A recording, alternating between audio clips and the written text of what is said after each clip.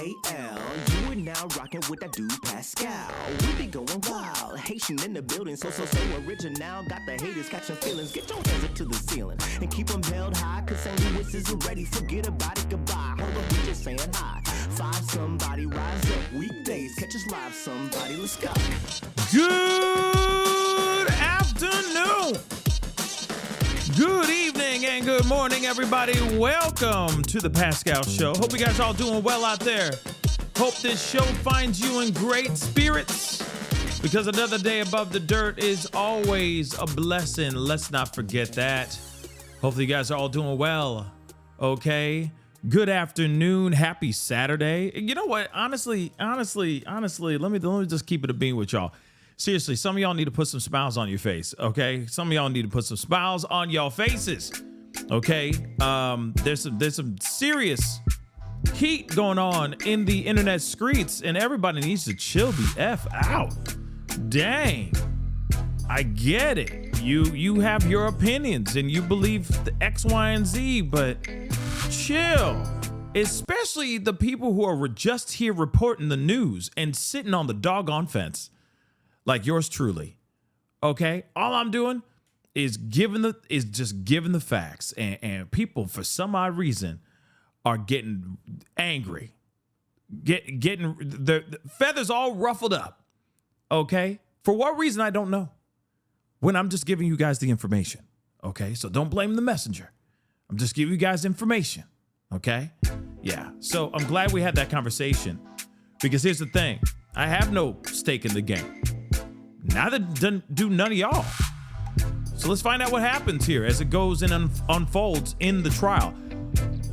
And I'm going to say something else here in just a second. But before we do get into this conversation, do me a favor, hit that like button down below, crush it, do it, hit that reaction button if you're watching on other platforms. If you are watching on these other platforms like Facebook, X/, Twitter, Instagram, TikTok, Rumble, Twitch, Kick, I'm on all of them.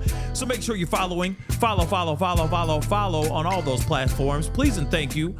Subscribe right here on my YouTube channel. Go to my YouTube channel right here. Subscribe to the main one. Go to the second channel, the Pascal Show Clips. Subscribe over there as well. That'd be greatly appreciated. Hit that notification bell. Set it to all so you know whenever I go live, whenever I upload, because honestly, it is random.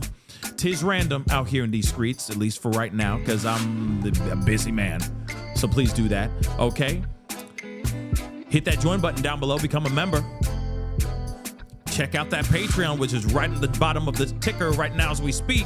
And of course, check out PascalMerch.com. PascalMerch.com. We got some really great stuff over there, so go check it out. PascalMerch.com. Okay, we got all that crap out of the way. And I want to say, Messi, thank you so much. Yes, hopefully everybody's having a beautiful, messy day indeed. Okay, yes, nothing but love out here. Okay, nothing but love out here. It's a Saturday. Hopefully in your neck of the woods, the sun is out. There are reasons to have a smile on your doggone faces, okay? Yes, I know this trial is going on right now, and there's a lot of people feeling some type of way about this trial, and I understand that too.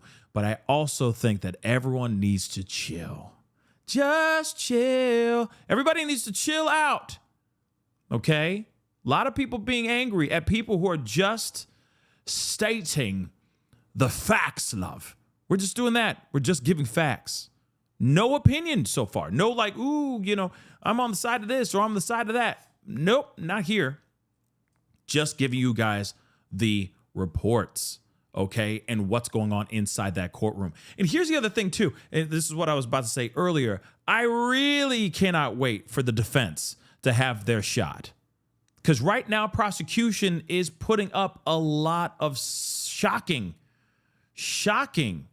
testimony that is not looking so good for Karmelo Anthony. But let me just say this, because I know already somebody's like getting angry, trying to angrily type on their QWERTY keyboard right now, just punching the keys angrily at me for saying that. Let me just say this before you finish the sentence that you're gonna send my way in the chat. Let me just say this really quick before you get angry, before you hit enter. Hold on, pause for a second. Let me just say this: we haven't heard from the defense yet. We haven't heard anything from what defense has to say, and I'm really looking forward to what they're bringing to the table. Because let's not forget, He is innocent till proven guilty. Innocent till proven guilty in a court of law. Right now, yeah, prosecution's coming in with that fire right now. They're coming in with the heat, but we don't know what the defense has up their sleeve. We do not know. We don't know the treasure trove of evidence and the treasure trove of witnesses that they have coming in. You never know. Or they may not have any witnesses at all whatsoever. And that will be really bad too. But I will say this. I am kind of side-eyeing some of these testimonies. I'm not going to lie. I am. I'm sorry. I am. I'm sorry. Some of it seems a little bit odd. That's just me, though. Now, I'm not trying to sit here and come out with some sort of conspiracies or conspirizing or anything like that. But there is, I don't know. It just feels a little bit. I mean, could they be telling the full truth, nothing but the truth? I don't know. I hope they are. But like I said,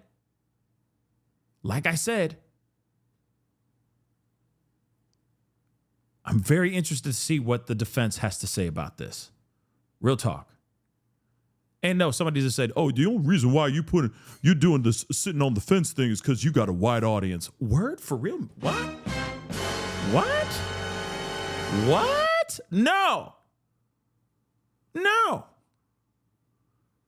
The reason why I sit on the fence is because there's too much BS out here in these streets.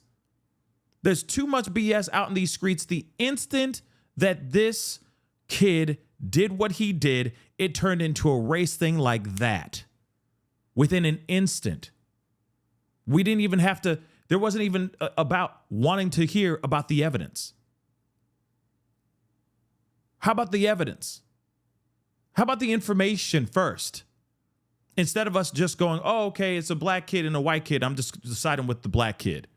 Or I'm just siding with the white kid. It's on both sides that's going on. White people are doing it. Black people are doing it. We all need to stop and see what's actually going on here. We need the mother-loving facts before we can just jump down whatever we think is right or wrong.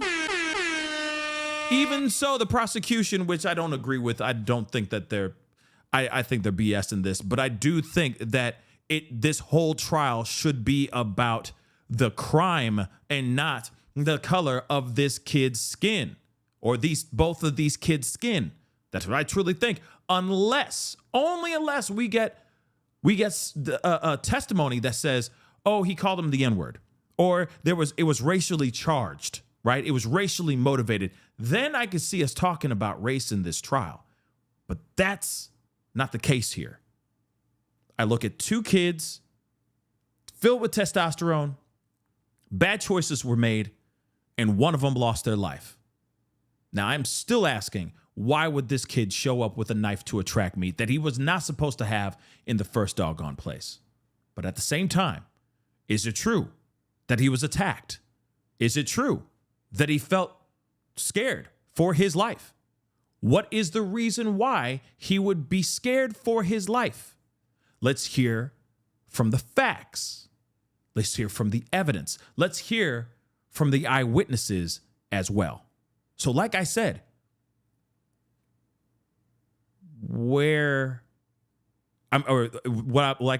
I'm very interested to see what defense has to offer, because I really do want to see that too.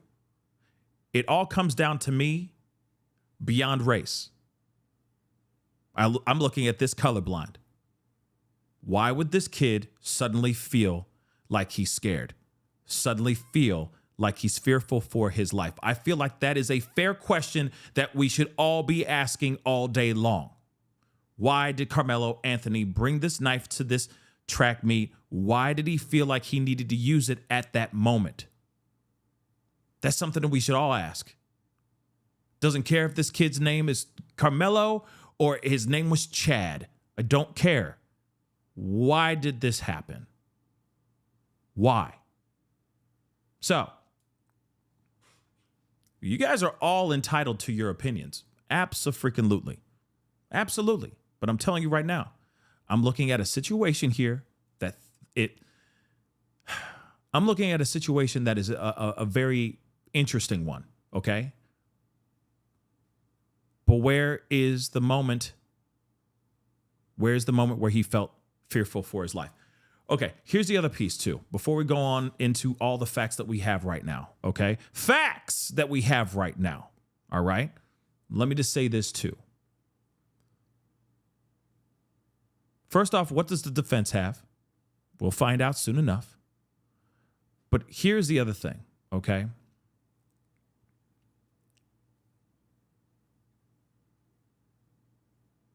Is Karmelo going to actually take the stand? Because if he doesn't have any other witnesses going on and speaking on his behalf, I'm curious. Here's the other piece too. There are so many other stories being said out here.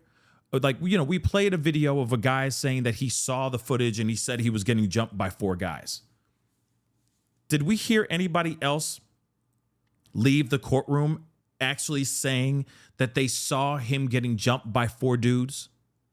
Have we heard that from anyone else out here? I haven't. Have you?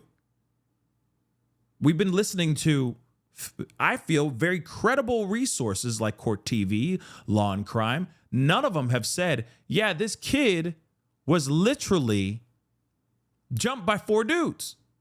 I haven't heard any of that. But you got a guy out here saying that.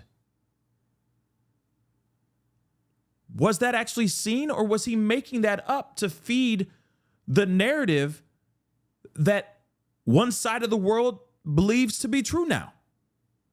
It's reckless, if you ask me. Is that true or not? That's a big problem. So again, people are saying one thing, people are saying another, and because it fits certain people's bias and their biased narrative, they're just latching onto that and saying that is scripture, when it could be a bold-faced fat ass lie. See, this is the reason why cameras must be inside the courtroom for now and forevermore, especially when it comes to these high-profile cases in the first place. I don't understand why we don't have a camera in there at all, not even one on a swivel. We don't even have it like webcams or anything of that sort. No, we ain't got nothing in there. So we got to take everybody in there, their word for what they are seeing. And that, in my personal opinion, is trash. Because there are people that are going to walk out of that courtroom and speak a narrative that may not be true, but they're spinning it so that they can keep the people that you know, their followers and listeners that believe one way, keep them satiated, keep them satisfied with the narrative that could be wrong. Because what's being depicted in those videos could be something completely different than what's being said out here, guys.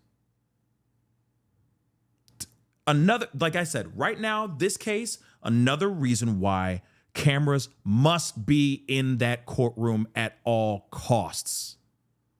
So that everybody, especially when it is a high profile, heavily watched case like this, racially charged case, everyone gets to see every nuanced thing, and they can come to their conclusion at the end of it all when evidence is presented. And I will say this too, even known periodicals, even known articles that are out here, okay, known news outlets that are out here are even throwing in their bias. Instead of them just giving nothing but the facts, they'll start going, oh, he's in trouble now. You see what I'm saying? Instead of just giving the facts. This is the problem on why there needs to be cameras in the courtroom, because things get messy when people walk out the room. And these other independent journalists, they have the ability and they have the right, if they wanted to, which is still messy as hell, but they could walk out of that courtroom and just lie. This is actually what was being said. And it's like, nah, that's not at all what I heard otherwise. but you're telling us a different story. That's not good. Like I said, just so that their followers are happy. So again, like I said, there needs to be cameras in the room. Okay? And we are just looking at the facts, and only just the facts. And I want to hear what defense has to say, because here's the thing. We already know what prosecution's presenting. We already know that story. We don't know Karmelo's side of the story yet. And I'm really interested to hear what Karmelo's side of the story is. What is the defense going to present? Because this is going to be a very interesting story. And here's the other thing, too. If they come in and they present nothing at all, then he's cooked. At this time, with what we've been seeing, what's been these testimonies and all that, people were standing right next to Karmelo. If they don't come in with eyewitness accounts that are saying something different, they're not coming in with smoking gun evidence, footage, etc., whatnot, photos and all, videos from cameras and stuff. If they're not coming in with that, yeah, Karmelo's cooked. So hopefully sometime the top of next week, it looks like, that Karmelo his team will be coming out with their argument. And they'll be coming in with their evidence, whatever that evidence is. You understand? Now, don't get mad at me. I'm just giving you guys the facts. And just like you, I want to know what the defense is going to be presenting here. And I hope when they do present it, it shows us self-defense. That's it. Period, point blank. But some of y'all angry for no reason whatsoever. They're pretty much saying that. Now, we got to do a little recap of what happened yesterday, because there's a few things. All right. There's a few things that happened over yesterday. Okay. And we're going to go over to Long Crime on the case. They've been doing some really great recaps of they're doing some really great recap of the actual trial at the end of the day. So, or at the end of day, when the day is adjourned. So let's take a look at this really, really quick. Again, if you guys can do me a favor, okay, hit the like button down below, crush it, do what it do, hit that reaction button if you're watching on these other platforms, please, and thank you, okay? They had trial today, or they're in trial today, just so y'all know. So they're doing trial on Saturdays now, too. They're allegedly supposed to be done by the 12th, if I'm correct. And then the jury will be going into deliberation over this particular trial. So it'll be like the rest of this coming week, and then this trial is pretty much done. And then we find out whether or not it's self-defense. If it's considered, whatever they presented, both sides presented, it'll be up to the jury to make that decision on whether or not this is actually self-defense. Just so y'all know. But I say we all must find peace within our hearts, peace within each other, okay? And let's find out what they have to present in this trial, right? It's getting crazy in these streets. Let me just say that, okay? Y'all mad, y'all throwing your anger in the wrong direction. You know what I'm saying? But let's get into it. We can't record, can't use audio, can't use video. So Cody, thanks for being here once again. There's a lot I want to get to, but let's start with the body camera video that was shown in court today. What did you see? Yeah, Chris. So they came out of the gate with that. There were two different officers that testified. So we had two different angles of the body cam. But the first officer is actually the officer that made the arrest. He was an SRO. He's in his office and he gets the call there's been a stabbing at the stadium. So he's running out there, seeing what's going on. Of course, he's seeing the frenzy of students running in every which way. And then he's asking, where's the action at? Where am I going here? And he sees the north side of the stadium. So he gets over there and everyone's telling him, it's that kid, because these kids at Memorial High School did not have any idea who Karmelo Anthony was. But he's in the gray hoodie, he's in the dark blue or the black sweatpants, and that they're pointing him out because one of the kids that testified, and we'll get to them, was following him while on 911. So they obviously saw this kid, and he wasn't running outside the stadium. So anyway, the officer ends up approaching him, and the body cam comes on during the apprehension. So it wasn't on during, most of it, but when it comes on, we start seeing it there. And the thing about it, Karmelo actually, Chris, was cooperating. He was compliant. He was following orders. He was, respectful. What's your name? He was spelling his name out without the officer even prompting him. And he goes over and he sits him down, and then the officer cuffs him just to detain him, before they even, take him off campus in the squad car down to the jail, any of that.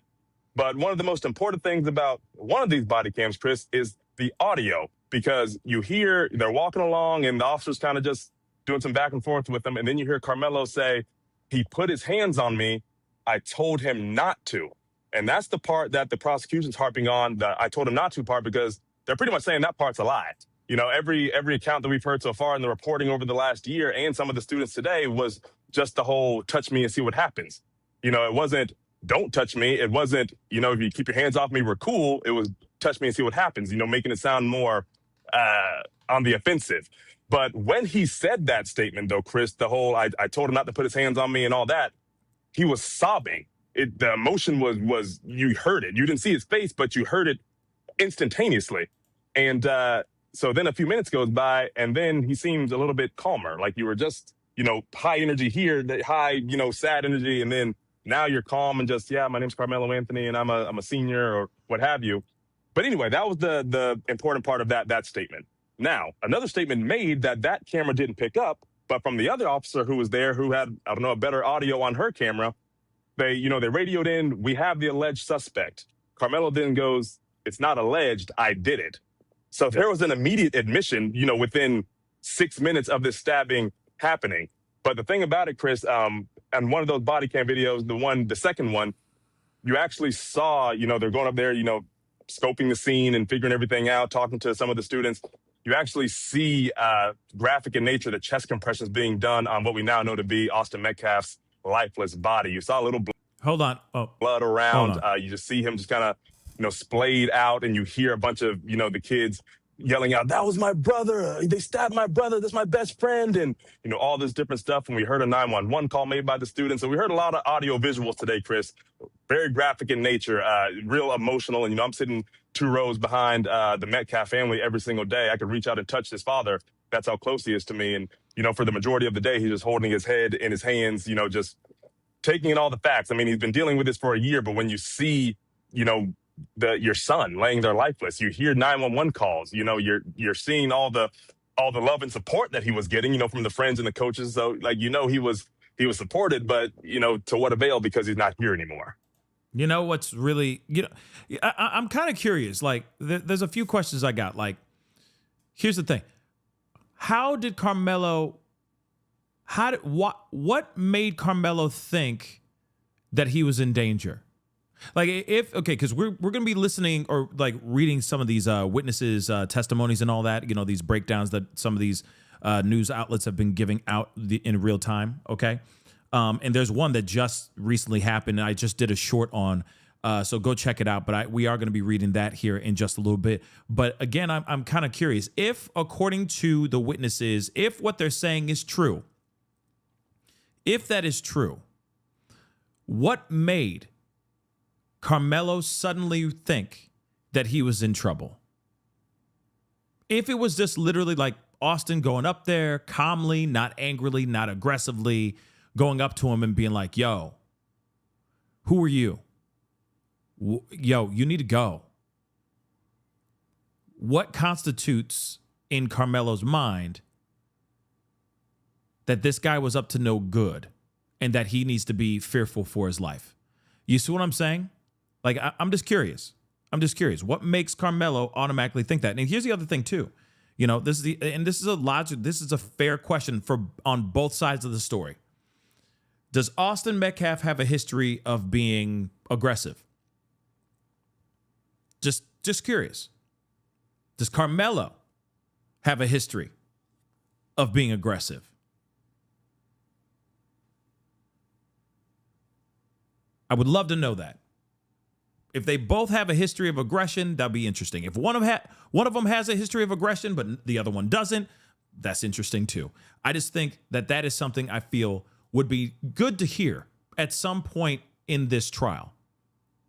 Was Austin somebody who was really just, all up in people's faces? I've been seeing all kinds of comments in the chats and in chat forums and in all these social media posts. People saying that Austin Metcalf was a bully. Was he really? Do we have proof of that? Same thing with Karmelo. Was he an aggressive guy? Was he someone who liked to get into fights? Maybe, verbal altercations all the time? Was he quick to anger? Same thing, same question I asked for Austin too. Was he known to be quick to anger about all this stuff? Like I said, I feel like those kind of questions should be answered during this trial. I think they would be helpful to paint a better picture of this situation if they were both known to be quick to anger. You know what I mean? But I digress. All right. Let's continue. All right. Yeah, and to just think, because I know yesterday we were talking about the 911 calls and just how emotional that was, but then you have to actually see the chaos that was taking place. As the body cam was playing, what was Karmelo doing in the courtroom? That's interesting, Chris, because I was, I'm right here in the Metcalf camp, but I try to, keep my head on a swivel, not only to the jury, but over on that side of the courtroom as well. And it's just very stoic. It's just very, I don't know if the word emotionless is correct, because I'm sure they're feeling a lot of things, but maybe emotionless, not in a negative sense, but it just very, stale-faced. I imagine, Karmelo's sitting there, he's just looking. He's not moving around. He's not looking around the courtroom. He's not rocking his chair. He's just looking right at it, because I'm sure he's reliving, his version of what went down that day, and probably, regretting the biggest mistake of his life. And you're looking across at his family, and they're just taking that in. And I have to think about it from that point of view as well, Chris, because could you imagine your son, your brother, your nephew, this kid that you've seen grow up, and now he's being accused of these, the maximum crimes you could be accused of, killing someone. So they're over there just a little more stale, not in a negative sense, but just real cemented in, hearing what's going on. But of course, there's visceral, audible emotion on the Metcalf side. Yeah. And again, like, you've seen this video, you wonder if the Metcalf family had seen that video before it being played in court, and just having to relive all of this. I know today too, that there were pictures up on the screen where we saw the alleged murder weapon. We saw this knife that was used to stab Austin Metcalf. Just what was your reaction seeing that, and then how it worked into what prosecutors are alleging? So the big takeaway from the knife, Chris, is that it has a 3.5-inch blade. It looked like a heavy duty knife. It's not what I expected it to look like. I'm sure you have too, plenty of different styles of pocket knives, but this one just looks like just one of the ones that won't break when you try to cut something. The blade is not going to bend on this one. And it just left me wondering, why did you have, if you had any sort of blade, I don't know what it would have been for, maybe to cut some rope or what have you, but this one seemed a little bit excessive, but neither here nor there. But then they had, when they brought the knife up there, they had one of the officers come down, and they did a little demonstration with it, because it's one of those folding pocket knives where the blade folds down into the handle. And before they did the demonstration, the prosecutor asked the officer, "You carry something similar like this at work?" And the officer was like, "Yeah, as a tool for cutting seatbelts, and people get in car crashes and things like that. So it's a pretty heavy duty, sharp knife." But then they did the demonstration, and they pulled it out, normally like you would two-handed. But it has this thing on it, Chris, called a thumb stopper. And it's like a little thing that sticks off the side of the blade where you can just pick it out with one hand. Not to be confused with the switchblade, nothing like that, but just showing how fast you could, just whip it out if you wanted to. And, that's where the prosecution was alluding, like he already had his hand in the bag. Maybe he already realized what he wanted to do and pick a fight. So if and when Austin Metcalf shoved him in the shoulder, he just, took it out really quickly. But the reaction to the knife, it definitely fits. It fits the prosecution's narrative. It definitely looks like one of those knives that could penetrate deeply if, stabbed with enough force. But again, 3.5 inches, Chris, you got to realize, that's another part of it. On one of the body cams, we saw, he threw the knife in the bleachers before he ran off. That's what we were hearing about. And, hit up in the bleachers, metal on metal, made a big clanking sound. One of the students told the officers where it was. And you see one of the officers walk up, because he was kind of in charge of scene safety, scene security, making sure the evidence wasn't compromised. He looks down. He's like, I found it. And then he says on his body cam, oh, that still has blood evidence and bone evidence on it. It's one thing, we expected the blood naturally, but bone evidence, you couldn't really see it because it was raining that day. But I mean, in person, he clearly saw it for him to make that statement. So definitely a sizable knife there, Chris, when they showed that on the screen. Coach, And he got a ladybug on his face. So again, let me just make this abundantly clear. Austin, allegedly, according to the teammates, okay, that have been coming up and speaking out, okay, Austin walked up to him, basically said, hey, who are you? Yeah, man, you need to go. Karmelo, apparently, according to these teammates, to these testimonies, okay, to these witness testimonies, they're saying that Austin was very defensive, right? And then somebody just asked, did Austin push him? They're saying that Austin did push him. That did actually happen. But apparently, he walked up to him, asked him, who are you? Karmelo says, he I guess was very defensive, responding. Then he said something along the lines of, you're going to have to move me and find out. Something of that sort. As he's putting his hand in his backpack. Austin allegedly at that time had his hand on his back, according to one of the witnesses. That was right next to Karmelo, just so you know. And then there was a shove. Austin Metcalf shoved Karmelo. Then he got up and as he's pushing him back, he stuck him, for lack of a better term. Okay? So again, just a very interesting telling of what's going on. Now, some people are sitting here saying that, the witnesses are lying. I don't know. I don't know if they're lying or not. All we could do is take the witnesses' accounts at face value for what they are. Here's the other thing, too. You got to remember, defense still has their chance. Sometime this coming week, they're going to be bringing in their evidence. They are hopefully going to be bringing in their witnesses and showing that this is a different story from what they're saying. Remember, defense is saying that Hunter and Austin were there talking to Karmelo. One of the witnesses said that Hunter was on the other side of the tent, that he was nowhere near the conversation. But defense is saying that Hunter was right next to Austin, talking to Karmelo. That's a drastically different scenario.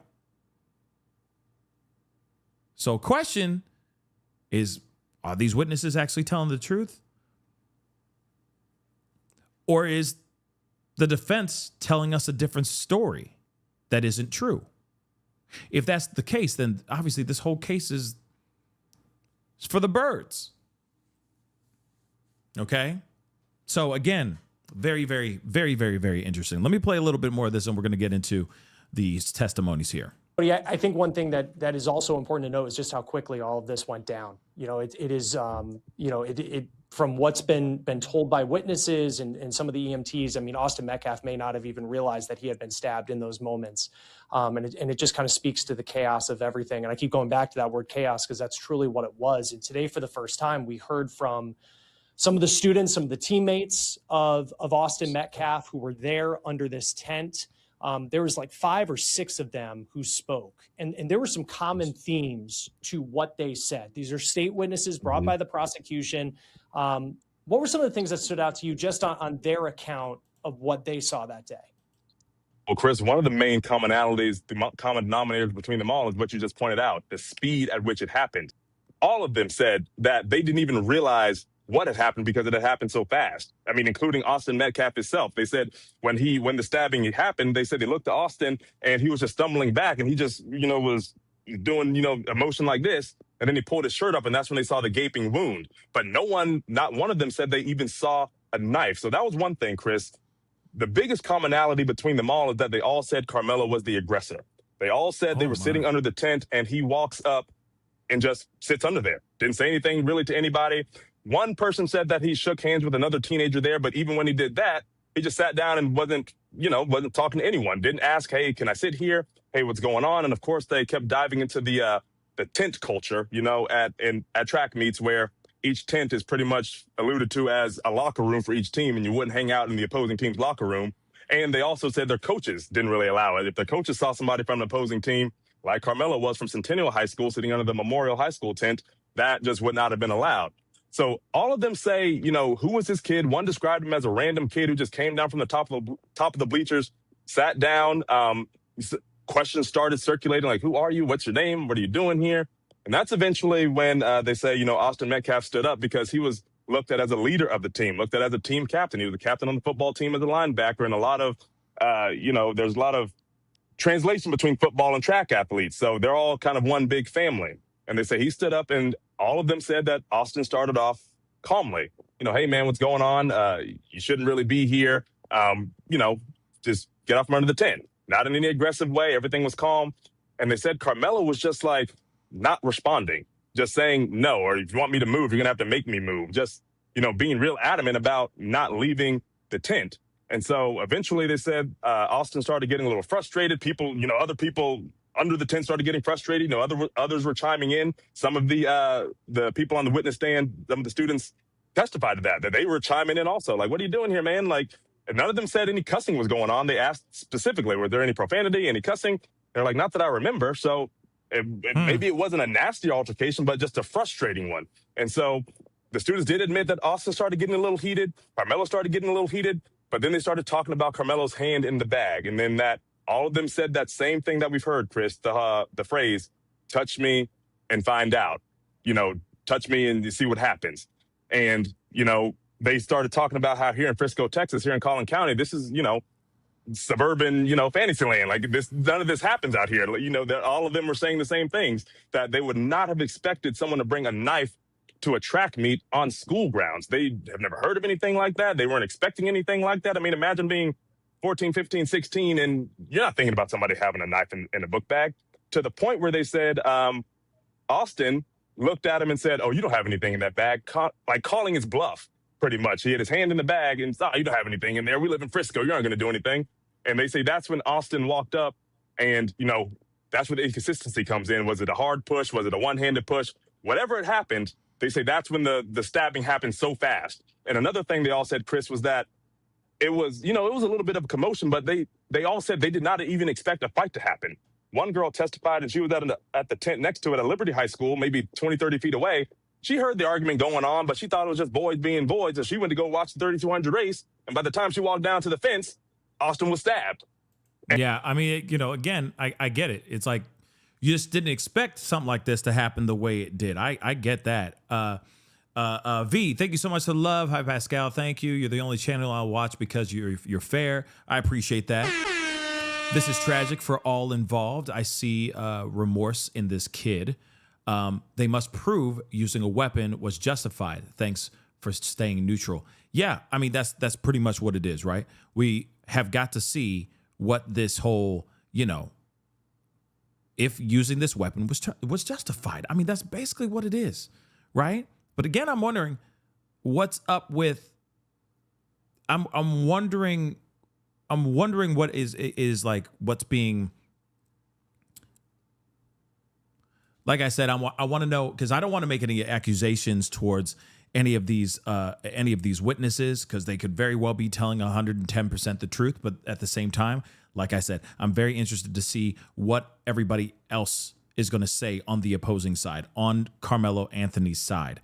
Remember, we're going to be reading a testimony or a summary of a testimony on one of the people that was actually sitting right next to Karmelo, and he tells a completely different story. Now, this is the friend of the ex of Karmelo Anthony's ex-girlfriend, the one that they say he thought he was a friend, but he clearly was not. All right. So obviously he must have tried to reach out to him being like, yo, man, I need you to, I'd like for you to testify on my behalf. And he was probably like, nah, man, I'm not testifying on your behalf. That's kind of crazy and kind of wild. But again, it is a friend of the ex-girlfriend of Karmelo's that testified that also was sitting right next to him that saw the whole thing. So again, the question is, you know, did the team get to him? I don't know. You know what I mean? Is he telling the truth? I don't know, guys. All we know is that he did testify, and he just did that just a little bit ago. So again, the breakdown of all this has been pretty crazy. All right. And again, I know that everybody has already their verdict. Okay. The verdict is in on this trial for a lot of y'all. And that's fine. But I urge you guys to wait to see what else is out there, what else information is out there in this trial. And I also say wait till you see what the defense has to present, because the defense might have smoking gun evidence that might completely spin this thing upside down. So I say let's wait, right? Let's wait before we start pointing fingers and saying, oh, yeah, you know what I mean? So interesting, okay? But we do have some stuff that we got to get into, so we're going to get straight into it right about now, okay? So this is some stuff from yesterday, all right? Teammate says stabbing was not self-defense. This is from yesterday. Reminder, this is from yesterday. We're going to be blazing through some of the things that happened yesterday, and then we're going to get up to date to where we are today, okay?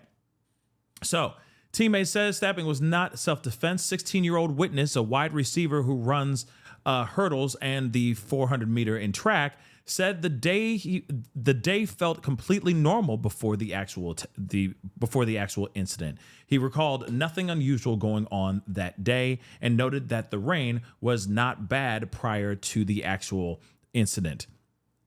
What first caught his attention was an unfamiliar athlete, later identified as Karmelo, stepping directly into their team space. He walked up and stood in our tent, the witness said. This witness immediately questioned why someone from another team would be there, saying, it's kind of weird when other schools come and stand under our tent. According to him, Austin Metcalf confronted Karmelo Anthony right away. Austin asked him why he's in the tent, but the situation didn't resolve. Austin asked him multiple times to leave our tent. He proceeded not to, the teen witness said. He did state multiple times that he had something in his bag. So the witness and Austin Metcalf grew visibly irritated, explaining that Austin seemed frustrated and that Austin just wanted him out of there. Then everything escalated in an instant, and he said Karmelo nudged Austin and then stabbed him. Chaos followed. He recalled that everyone started freaking out. Austin Metcalf, in shock, kept repeating, I got stabbed. The witness also said Hunter was present throughout the entire incident and emphasized that no one saw this coming. As for Anthony, Karmelo's exit from the tent, the witness described it as strangely calm. It was really odd, he added. I think he, Karmelo Anthony, was just trying to get away. He said he believed the incident was not self-defense, saying Karmelo Anthony provoked the actual stabbing. Frisco Memorial student, stuff like this never happens after this whole fatal track meeting stabbing. So another witness, 17 years old, okay, it was another Memorial high school student, all right, who plays football and competes in track, said his mother and sister were at the meet. We might be hearing their accounts from this too as well. Her sister is on the track team as well, and his mother worked concessions, so maybe she didn't see it, but maybe the daughter did. So moving on. He said that when he arrived at the team tent, he was putting on his shorts and saw Austin Metcalf and Karmelo Anthony. Austin was asking him, who are you? Because no one really knew who he was, the witness said. He was trying to provoke Austin to touch him. He, Karmelo Anthony, was like, touch me, and see what happens, he said. Austin told him, I'm not going to fight you at a track meet, he said. That's exactly his words, this witness says. This witness also said Austin Metcalf touched him on the shoulder. He said he then heard Austin say, he stabbed me, and saw Karmelo Anthony run away. He said he believes Carmelo Anthony provoked him, noting the conversation between Carmelo Anthony and Austin Metcalf was short, less than 5 whole minutes, and that Austin Metcalf never held on to Carmelo Anthony or anything of that sort. But we've heard otherwise from other people. Stuff like this never happens. Not at a track meet, not in Frisco, he said. Austin was my team captain in football, and he told me he believed in me. I felt like I lost the one extra person who believed in me and pushed me to be great. This is what this 17-year-old kid just said. He also said that he had a really hard time with the loss. It shook my sister worse than it shook me, he said. That's crazy. This is all from yesterday, guys. So another Liberty graduate, okay, says she heard, if you wanted me to move, you have to move me before the actual incident. So a recent graduate of Liberty High School, okay, who competed in track and discus, said her team's tent was about 5.5 feet from the Memorial High School's tent, and that it had been raining off and on throughout the day. She said she heard commotion coming from the Memorial tent, describing it as, quote unquote, more so people wanting a certain person to leave, that person refusing to go. So she heard Carmelo Anthony say, if you wanted me to move, you'd have to move me. She said Austin Metcalf didn't seem like he wanted to fight after this actual incident. She said, I just heard my brother trying to find help for him. She said she feels some of the news coverage has been unfair and that it has taken a racial angle. She said she doesn't think the case has anything to do with race and does not think it was self-defense. Another person that, but that's the thing. That person were they watching it the entire time? Did they see every nuanced moment, or were they just kind of like off to the side, like, oh, these boys are being crazy. Okay, whatever. And then, oh my gosh, and then commotion. You know what I mean? But let me get this here really quick. Sally, thank you so much for the love. I really do appreciate it. Thanks for the unbiased coverage of this tense trial. Media coverage reminds me of the OJ trial. Yeah, always lurking, sometimes twerking. Yeah. Yes. And again, some of these articles, like some of these places that, you know what I mean? It's like, wow, you are on one side of the fence. You know what I'm saying? When the news, I believe, when it comes to this kind of trial, they should be giving us an unbiased telling of what's going on. But some of these news outlets, like highly revered, respected news outlets, are like, oh, this man is in so much trouble. The defense crumbles. And it's like, how did the defense crumble if we haven't even heard the defense's side yet? You know what I'm saying? It's just crazy. It's like, wait till we get the evidence first, then we can talk about it. But moving on. Thank you so much for the super chat. I appreciate it. Okay, another one. Not aggressive like it would hurt him. Witness details Austin Metcalf's final moments. The parade of student-athlete witnesses continued into late Friday afternoon. A 17-year-old Frisco Memorial High School athlete and friend of Austin Metcalf testified that he saw Austin and his brother Hunter warming up on the day of the actual incident. He said he did not previously know Carmelo Anthony. He said he saw Anthony walk up. He dapped somebody up. I believe it was Eddie, he said. It was nice at first. And things started heating up from there, he said. Austin was basically telling him he can't be under the tent. He said he heard Austin say, touch me and see what happens. And Austin stepped toward him. He testified that Austin had a hand in his backpack, which he found unusual and concerning. The vein in Anthony's arm was visible, like he was grabbing something. Okay. So I guess his hand, I don't know. Excuse me. Veins were popping in his hands, right? Hold on. V, thank you so much for the love. I appreciate it. And I'm concerned there may be no witnesses for Karmelo since he was near the other school's tent, essentially their home area. Sad he didn't just walk away. Yeah, he had that choice too. He could have just walked away. Just keeping it real. Just keeping it real. Okay. But yes, like I said, all of these people are at ground zero for the most part. We haven't even gotten to the guy, I'm assuming is Eddie, that was standing and sitting right next to Karmelo. We haven't even gotten to that one yet. And that guy is painting a much more vivid picture as well, which is very, very wild. Okay. So this is all what they're saying in the testimony, guys. All right. But moving on, he saw the vein. He saw the vein that was visible, like he was grabbing something. Okay. He said Anthony told Austin not to touch him. Austin went and touched him on the shoulder, kind of moving him, the witness said, adding that that's when Karmelo Anthony stuck him. Okay. I was in disbelief, he said. Austin was a bigger guy, and he had tried to be nice about it. He said Karmelo, was not cooperating, not listening, and that Austin Metcalf did not seem to want to fight.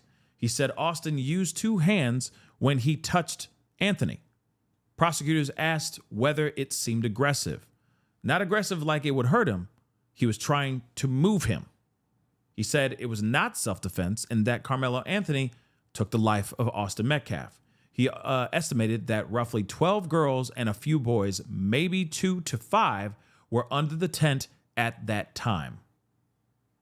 So they're dismissed for the day, and then they come back. They came back today. Okay, yeah, they're doing Saturday trials now, which is wild that they're squeezing this trial in on a Saturday. So let's move on. Prosecution calls a 17-year-old witness, a track athlete from Memorial High School. Okay, or from Memorial High School, I'm sorry, to testify. He said he was aware that weapons aren't to be brought to a track meet. He was in the tent on the day of the crime and said the only people that were the only people there were his teammates. Okay. Hold on real quick. JLK, Pascal, man. All these people mad about Karmelo were awfully quiet when Chud brought a pew-pew on government property. Just saying. You got a point there too. That's true too. Some people are like, free him. You know what I mean? Pretty insane stuff, right? Pretty insane stuff, JLK. All right, but moving on. He said the only people that were under the tent were his teammates. The witness said he was looking around, looked back, and saw someone he didn't recognize as a teammate. I didn't see any school gear, so it threw me off. So if you're a guest, you're supposed to be on the other side of the actual stadium. Prosecutor asked, did any of your teammates know who he was? The witness said no one knew who he was. Moving on. Testimony. This teen witness says that he doesn't believe Karmelo Anthony acted in self-defense. It was lethal force. Jeez Louise. The 17-year-old witness said he was in the tent when Austin Metcalf asked Anthony to leave. Prosecutor asks, was it your impression Karmelo Anthony was trying to provoke Austin Metcalf? The witness says yes. Prosecution says, did Austin respond to being provoked? Witness says he put his hand on his shoulder. Prosecutor said, did you see the motion? Witness says yes. Were you surprised? The prosecution asked. Witness says, you don't expect someone to get stabbed at a track meet. The teen told the prosecution that after the actual incident, he went into a state of panic because Austin was moving and I saw a cut on his chest. He said he and the other teammates ran. Prosecution says, was there any reason you saw Karmelo Anthony?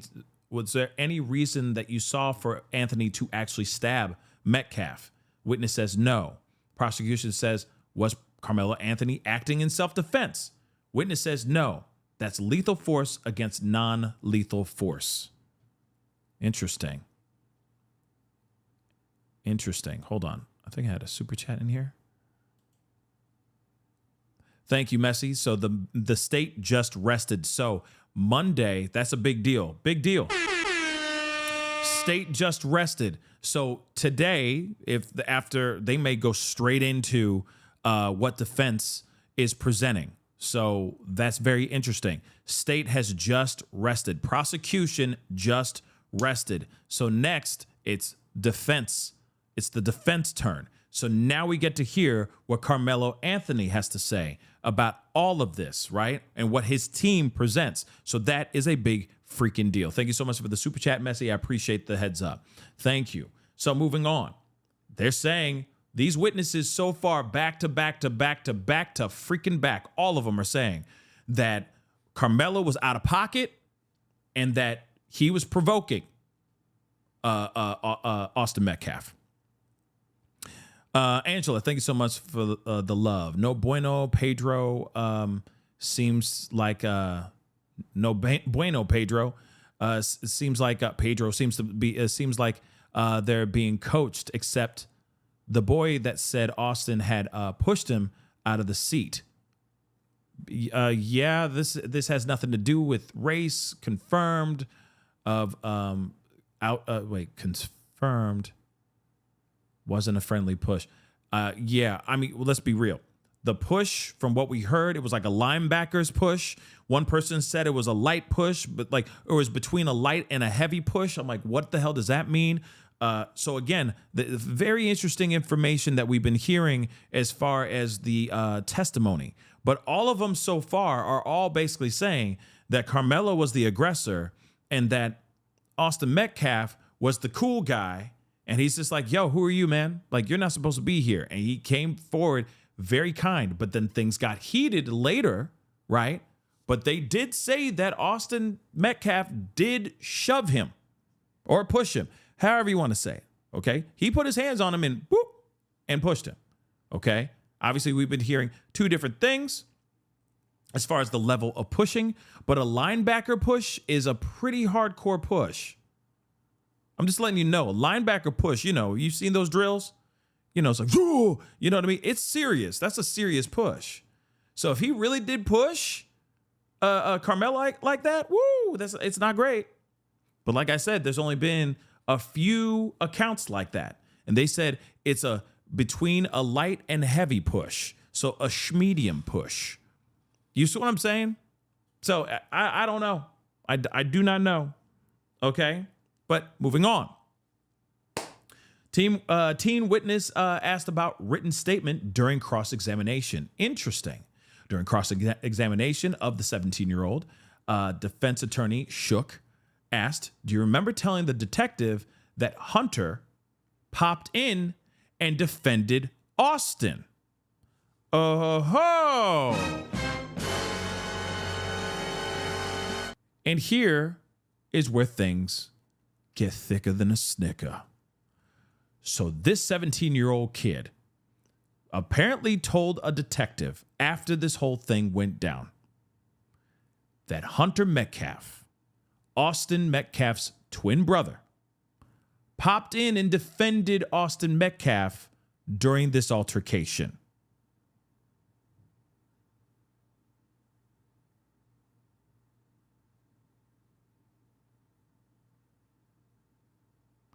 Interesting. So the witness says, yes. Shook says, do you remember in your written statement saying Austin put his hands on his shoulder to intimidate? Witness says, yes. More of a warning. Actions speak louder than words. Shook says bigger build, I guess, talking about Austin because he's a big guy, I guess. Witness says, yeah, more broad. Then the witness is asked to step down. What? Hold up. That doesn't make any, that is the worst chicken scratch writing I've ever heard in my whole entire life. Hold on. You got a teenager that was up there testifying, and this particular one, Shook went up, okay, defense attorney said, hey, you remember when after this whole thing went down, yeah, you told detectives that Hunter was involved in this situation too, that he came through and he had things to say to Karmelo. The witness says yes. Says, do you remember that in your written statements saying that Austin put his hands on Karmelo's shoulder to intimidate Karmelo? Yes. More of a warning. Actions speak louder than words. What? Okay, that's a big deal right there. That's a big freaking deal. That's a big freaking deal, guys. That's a big freaking deal. Witness says Austin pushed Karmelo, tried to force him out because they didn't have any other choice. And see, I wish somebody could linger around this one a little bit more, because right here, this doesn't make sense. You understand how big of a deal that is? Because remember, there are accounts saying that people are saying that there were people ganging up on him. It wasn't just Austin by his lonesome. There's reports now where they're saying Hunter was on the other side of the fence, like other side of the tent, I'm sorry, down closer to the track. You see what I'm saying? Now you got somebody else saying that Hunter was actually up there. He said it. I'm sorry, guys, for those of y'all who are like, justice for Austin, okay? I'm just stating the facts, okay? That's a big freaking deal. Do you remember telling the detective that Hunter Metcalf popped in and defended Austin? Yes. Do you remember in your written statement saying Austin put his hands on his shoulder to intimidate? Yes. More of a warning. Actions speak louder than words. That's a big deal. So are these athletes telling us the whole truth and nothing but the truth? That's the question. Okay. But let's move here. Jessica, thank you so much for the love. The last teen said guests should be in the other side of the stadium is lying. Liberty was right beside them as a guest. Can have the host school in one bleacher and all the other schools the other. Interesting information. Thank you so much, Jessica, for letting us know that too. So again, interesting. Sorry for lingering on that, but I wish they could expand on that a little bit more. They need to expand on that, just in my opinion. Moving on. So like I said, he tried to force him out.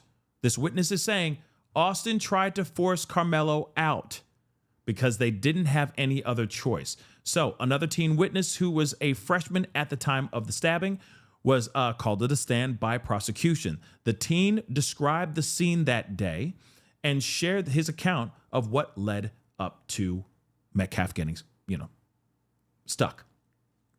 We got to use these code words, guys. I'm sorry. When asked what Karmelo did when he was asked to leave the memorial track tent multiple times, the witness said he doesn't leave. He gets angry and he tries to provoke us, saying, "Make me leave." When asked, was Austin and Karmelo instigating, or was Austin or Karmelo instigating, the witness says, yes, Karmelo was. When cross-examined, defense attorney Shook said when Austin decided to push him out, how did he get to him? He walked over to him, the witness answered. Shook asks, was Karmelo still sitting down? Witness says, I think so. Shook says, did he grab or push him? Witness says he pushed him on the shoulder area with both hands. Okay. Then prosecution went up and asked, what happens next? Witness says, Austin tries to force him out because we didn't have any other choice. The witness was then asked by prosecution whether the stabbing was self-defense or if it was the M word. The witness says this was murder. Teen witness says Austin Metcalf didn't deserve what happened. So a third witness from Frisco Memorial was called to the stand on Saturday. He described seeing Anthony in the tent and finding it strange since everyone normally stays in their own team tent. He testified that when he was asked to leave, Karmelo became more aggressive. What did he say next? Or what does he say next? The prosecution says, wow, this is interesting. Wow, this is very colorful. F you all. I'm not going to leave. Y'all a bunch of pussycats. Wow. This went from make me move to F y'all. F you, you're cool. F you, I ain't moving. Wow, that's crazy. The witness testified that Metcalf took the lead in the situation. Prosecution says, did Austin take the lead? Witness says, yes. Karmelo put his hand in the bag and said 5 times, touch me and see what happens. Austin said he's not going to touch this guy. He was calm. Prosecution says, what did you see during the actual stabbing? Witness says, you saw a big hole and blood coming from his upper body. He then answered a question, calling Anthony the aggressor. Prosecution says, what's your opinion? Witness says, my opinion is Austin didn't deserve what happened. That's crazy. This is the first time we've heard this. If all y'all bunch of like what? So now that instead of don't touch me again and see what happens. You move me and you gonna see what happens. Now you got F all y'all. I ain't gonna leave. Y'all a bunch of pussies. That is something crazy. That is something else. That's another teen account. Woo! Okay. What say you guys? What say you guys? I mean, I get it. There's witnesses and they have different takes and all that. But now it's starting to getting murky. It's starting to get murky. I will say that. Okay. But it is pretty much the same story, just different words that are being said. Now it's F all y'all. I ain't moving. Y'all a bunch of P words. Wow. Teen witness admits to knowing. Hold on, let me get that really quick. Hold on, where is it? Thank you so much, Shars, for being a member for 7 months. I appreciate it. My question is, why was Karmelo there when he was not supposed to be there in the first place? Well, I honestly think he was trying to get out of the rain. I think he was trying to find a place that he can sit down and get out of the rain. And he saw somebody that was familiar, and it was his girlfriend at the time's friend. So I think he was trying to find an excuse to get under, you know what I mean? To get under a tent. You know, what's up, man? It was good. You know what I mean? And utilize that time to stay dry for a minute. That's just the only thing I can think of. Don't know why else he would go under that tent. You know what I mean? Other than the fact that it was raining like crazy, and no one else, like his team, his school did not have a tent up at all, right? So maybe that's what it is, you know? But moving on, let's get into this. 14 took to the stand Saturday. However, this witness had close ties with both, here's the part, had close ties with both Anthony and the Metcalf brothers. So the teen, who is also a memorial athlete, said he knew Anthony prior to the track meet because of Karmelo's ex-girlfriend, okay, and is also a close friend of Austin Metcalf. The teen testified that he and Karmelo shared a high, and he, quote-unquote, dabbed him up, okay, when he saw Anthony under the actual memorial tent. Prosecution said, after you stopped talking to him, did you see any other teammates talk to him? He says, yeah. Austin said, who are you? The teen went on to describe that Karmelo Anthony got defensive when he was asked to get out of the tent. Witness continues by saying, quote unquote, Karmelo said, you'll have to move me. Austin put his hand on his back. I saw Karmelo's hand go into the backpack. We're at a track meet. I wouldn't expect anything to be in there. Karmelo says, touch me. You'll have to move me and find out, trying to provoke him. Not F all y'all mother lovers. Y'all are a bunch of P words, but that's a new one. He must have seen a Denzel Washington movie before he did that testimony. That's what I think. Yeah. I think that's what happened here. Okay. Because that is just crazy. All right. Moving on, we got a few more other things. Let's rock and roll. Teen witness says he and Karmelo were cool. All right. But he didn't calm the situation ahead of this actual stabbing. So after lunch break, the defense began cross-examination on the same teen witness. So the defense is showing photos of him and Karmelo Anthony, together. A 50th birthday party for Karmelo Anthony's ex-girlfriend's mom, a group basketball picture, and a marshmallow roast. Okay? Marshmallow so white. I'm just kidding. Like an actual roasting. Sorry. Not a roast, but an actual roasting. But moving on. Defense says, you've seen Karmelo a lot more than just two or three times. So they knew each other. They most definitely knew each other. Okay, so the witness says that this is defense doing their cross-examination on this kid that knew both Karmelo and Austin. All right, so defense one more time. He says, you've seen Karmelo a lot more than just 2 or 3 times. Witness says it was only when his girlfriend was around. We didn't hang out alone much. Defense says it's not a surprise that he came into the tent and dabbed you up. So witness says, we were cool with each other. Defense says, you knew him. He'd been at your house. You didn't think to speak up and say, you know him? It's a solid question. It's a solid question.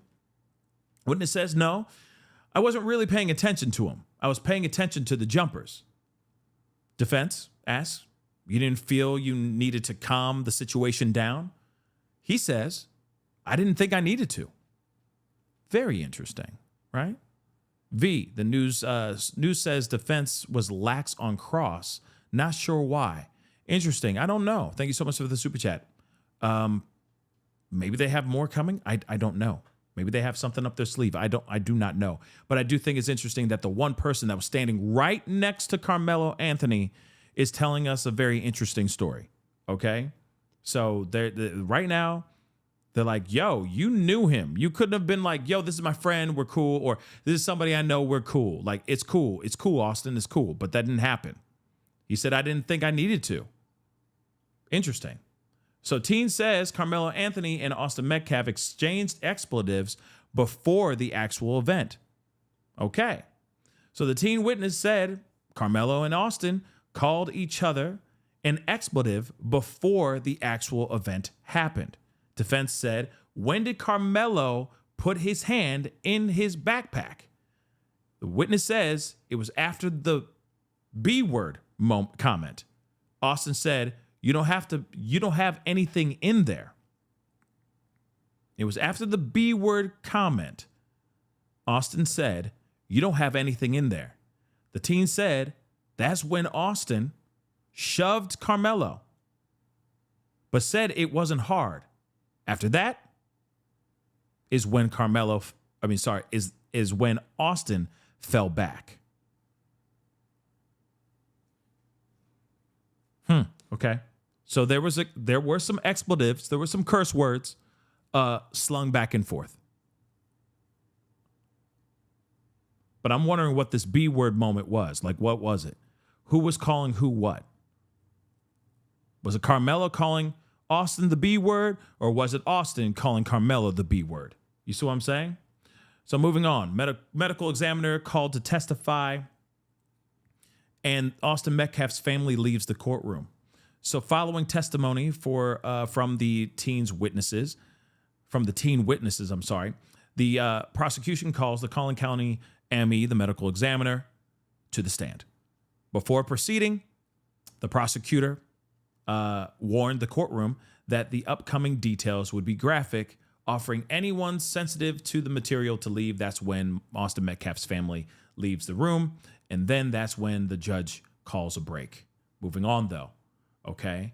Medical examiner says Austin Metcalf's wound wasn't survivable. So the ME is explaining Metcalf's actual wound, accompanied by a series of graphic photos. CBS News reporter Dawn White, says several jurors look emotional and are putting hands over their mouths. Oh boy. The medical examiner said the knife penetrated Austin's heart, and the wound measured 2 inches in gaping length. The prosecution asked the medical examiner,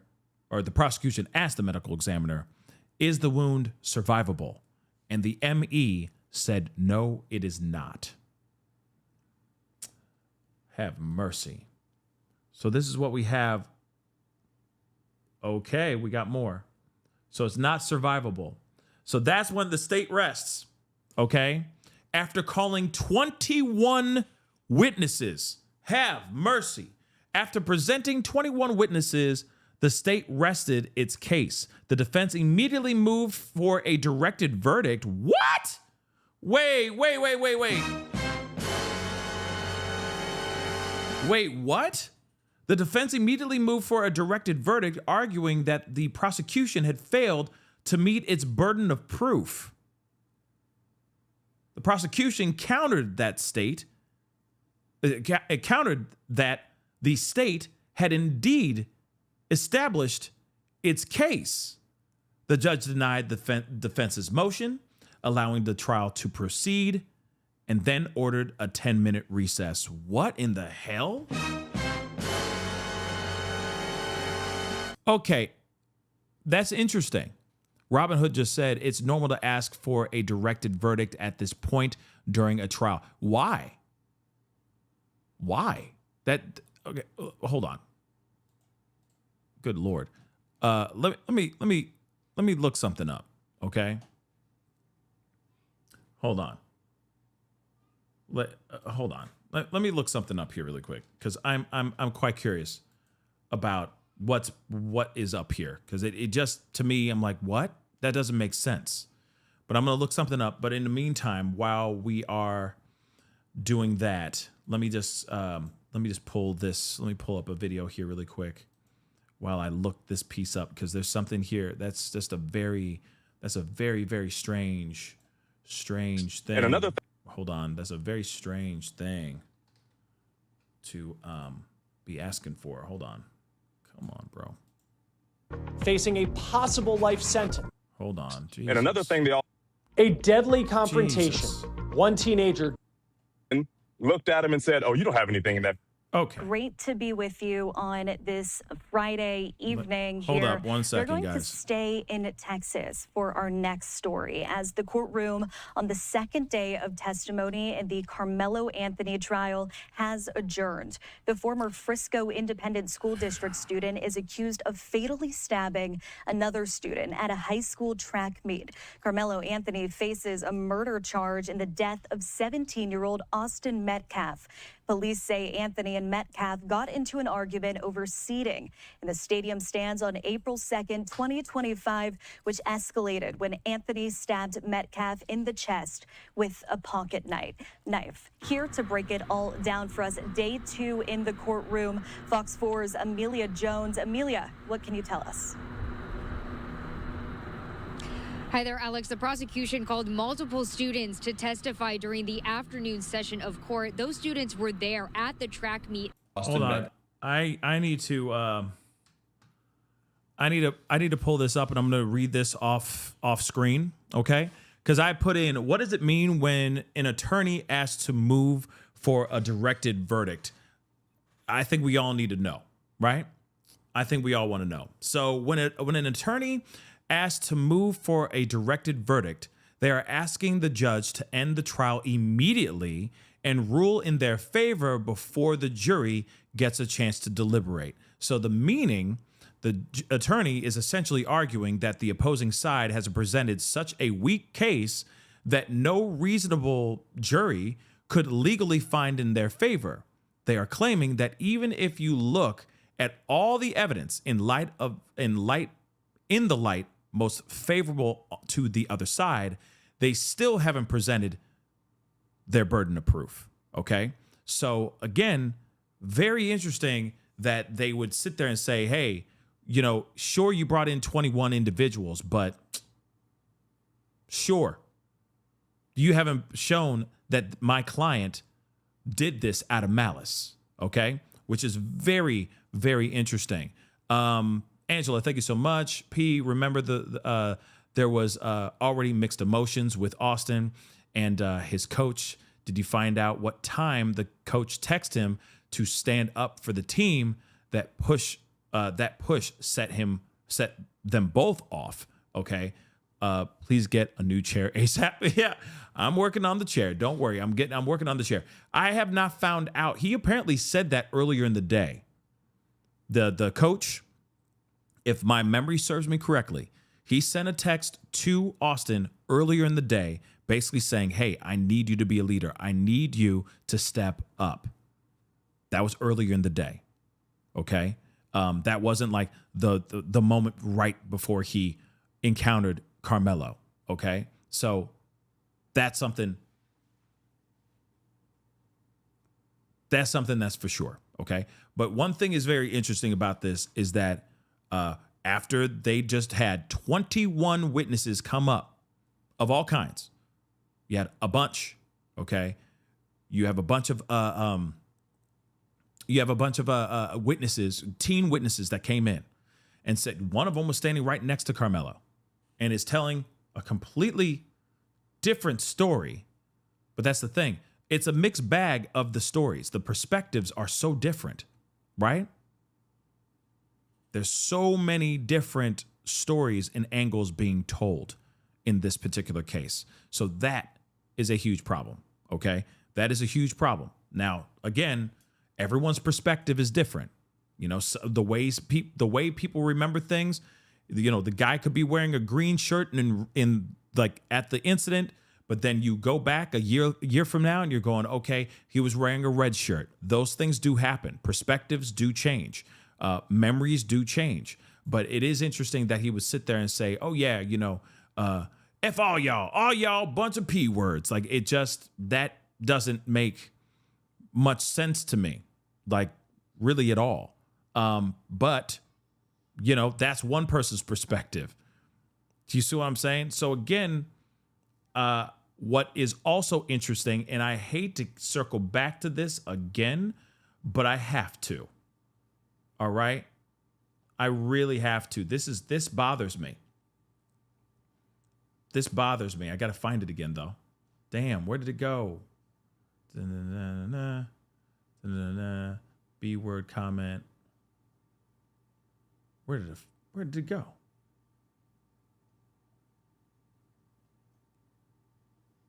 Where the hell did it go?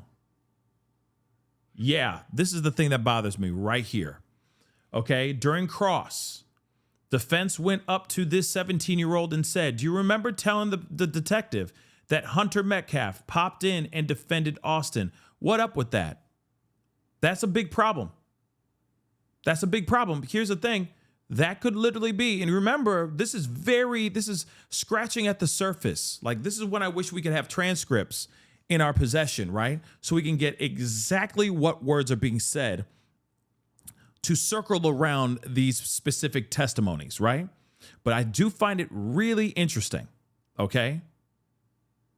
I do find this very interesting that you have defense pulling up a written statement that one of the teens did with a detective a year ago, and allegedly it sounds like to me that this particular defense attorney is trying to call out this teen and saying, your story just changed. You said something different with the detective on the day of the tragedy. Now you're giving us something else. Now you're saying that, that Austin was somewhere else, or Hunter was somewhere else, and it was just Austin there. Don't you think that's very interesting? I find that interesting. Okay. Is that a lie? What was he lying on the day of the attack of this tragedy, or is he lying right now? So again, I think that's the reason why the defense is like, "Yo, we'd like to have what's the word? What's the phrase? A directed verdict right now, because they haven't proven anything. All they're doing is lying." So again, if they're able to run it back and show them proof positive that these kids are not telling the full truth, yeah, Karmelo has something to fight for. Because remember, all these kids are friends of Austin and friends of Hunter. There's a possibility that there could be some sort of manipulation involved, but I don't know. I do not know. Okay, let's get over to this part here. So court resumes as defense begins calling witnesses. Now, I can only stay for a little bit longer. Okay, I'm just letting you guys know I can only stay for a little bit longer. I'm going to wait for the next witness to come out and what they say in the breakdown. All right. But then after that, I'm going to probably have to wrap up and get going, just so you guys know. Okay. But I am quite curious what the defense is going to be presenting. And I will say this, before we continue on, I love all y'all. Okay. Mad love to every single last one of y'all. Real talk. Mad love to all y'all. All right. Doesn't matter what side of the fence you are on. Okay. Doesn't matter. All right. At the end of the day, I know we all want to know what really happened, and we just want justice served. Right. So we'll see what happens here. But one thing is for sure, it's getting interesting. 21 witnesses did come out and speak. The question is, now I'm kind of curious, what's going on here? Right? What's going on here? Are some of them lying? I don't know.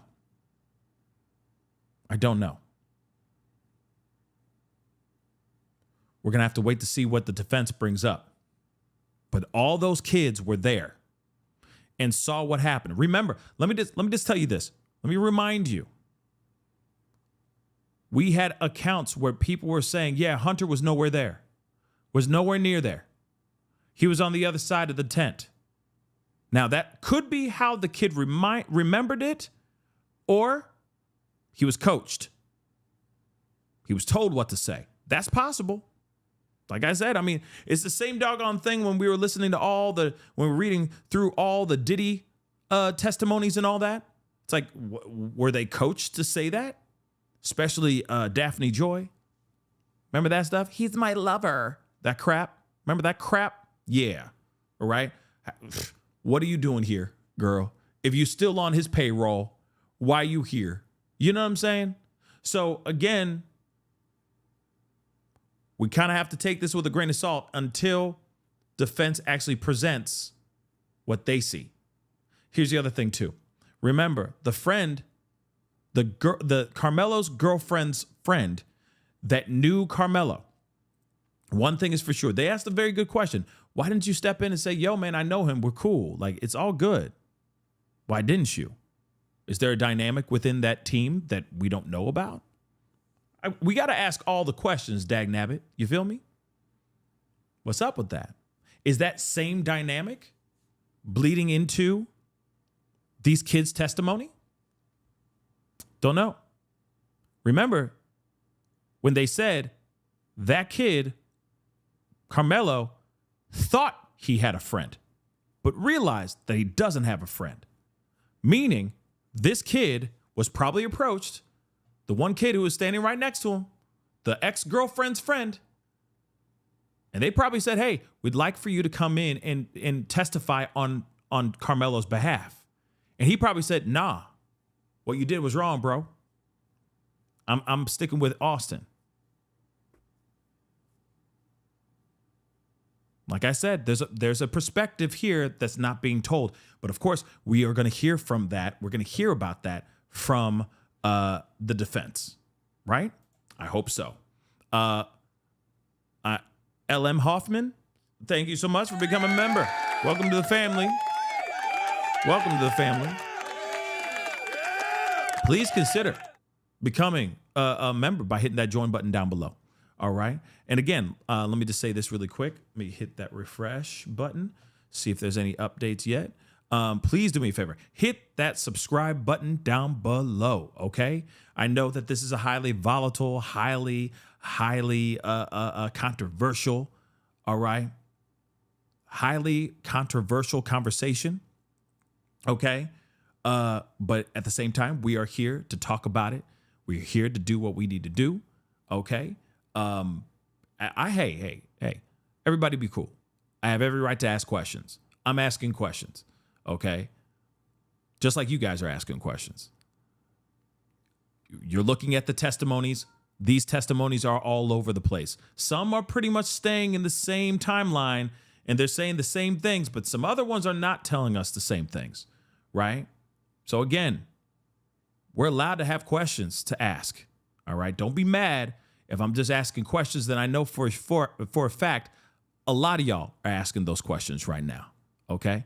So please hit the like button down below. Hit the subscribe button if you can. That would be greatly appreciated. All right. Let me see if there's any more updates. Let me see if there's any updates somewhere else. Hold on. Because we do have this other person. Let us see. Hold on. Come on. Let's see. Because there's another person by the name of Marianne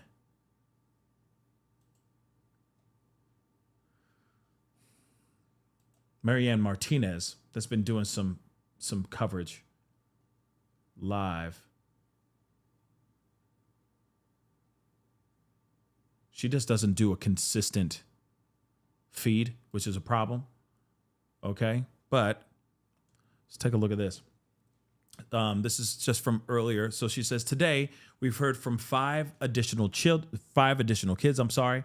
6 yesterday and 5 today. All right. In the Karmelo Anthony trial. They're all telling the same story for the most part. Karmelo was not known, was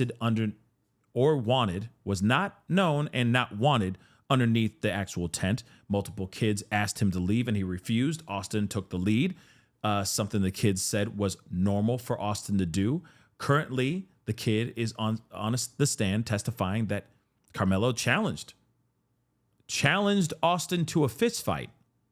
That's a new one. First time we've heard this claim.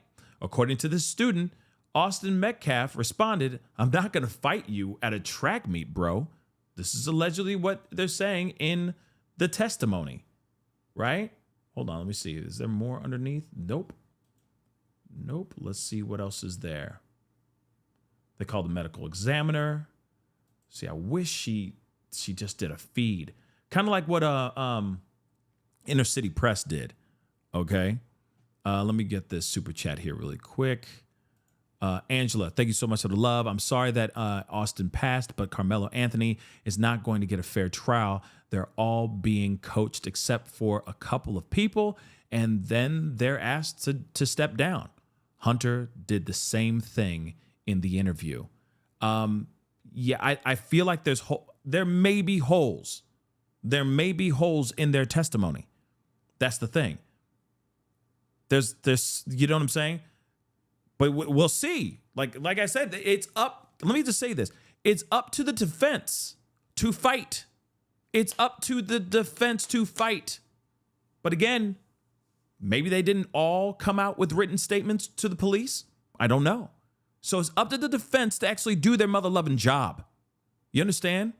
So if these kids are not telling the truth, which I hope to God that they're not, but I already know that the allegations are coming out already, right? That speculation is already out here in these streets. So let's talk about it. It's the defense job to do that, to expose if they are lying. Sorry, guys. That's just facts. That's the job. If they're getting paid off, like some of y'all saying, they're getting paid off, bruh. If they're getting paid off, defense, it's their job to unearth that truth, to unearth that. So the defense better get to work. And their time in the sun now better be fire, okay? But they have got to prove that these kids are not telling the truth. They need smoking gun evidence to present to that jury, because that jury is going to walk away from all this information, with all this information from those teens.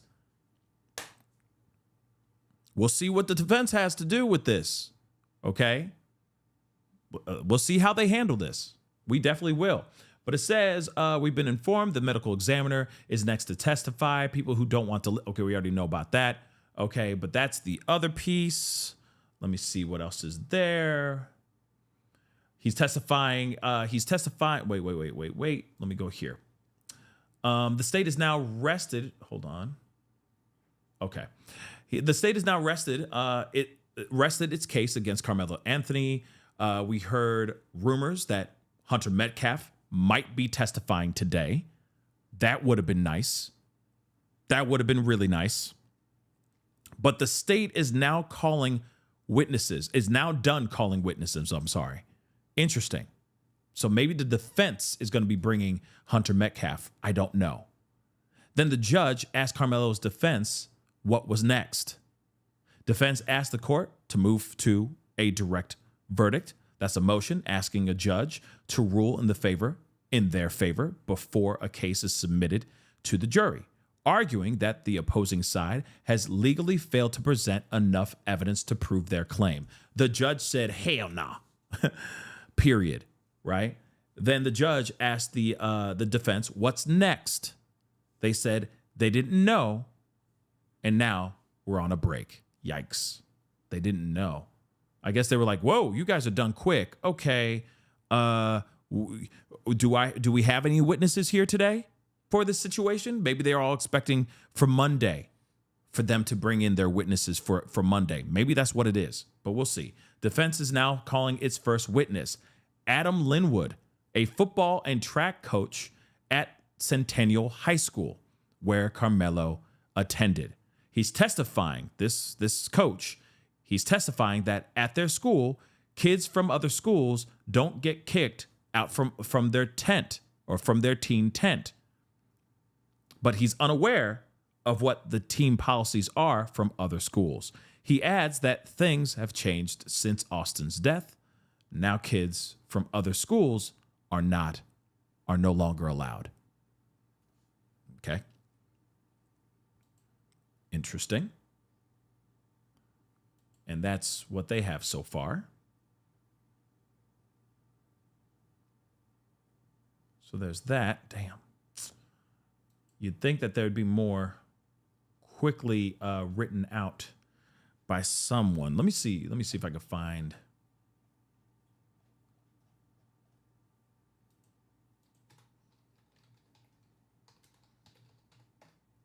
Let me see if I can find another place real quick. It's crazy because it's almost as if people took it's like some of the news or some of the outlets just took the day off. And today there's a whole bunch of stuff going on. There's a whole bunch of crap going on. So I don't know why they suddenly, some news outlets just decided not to do any coverage at all today. I think that's absolutely crazy. I want you to know, oh, thank you so much, Angela. I want you to know that we love your show. Myself, my mom, and my sister, we all watch your show.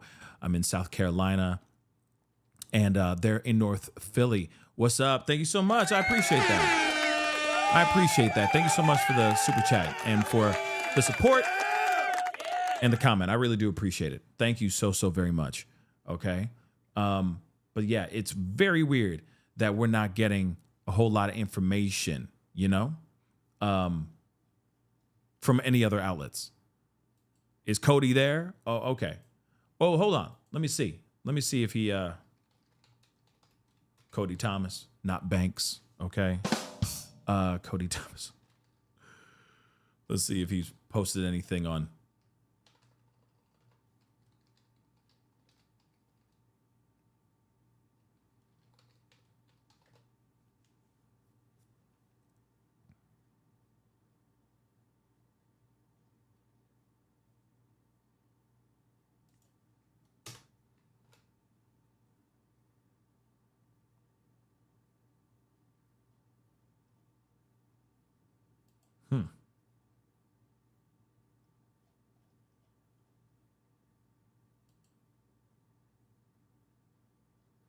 I thought I could have sworn I followed him, but I don't see him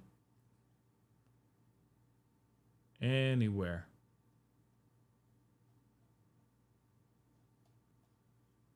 I thought he had a TikTok, or not a TikTok, a Twitter account, but I guess he doesn't. That's strange.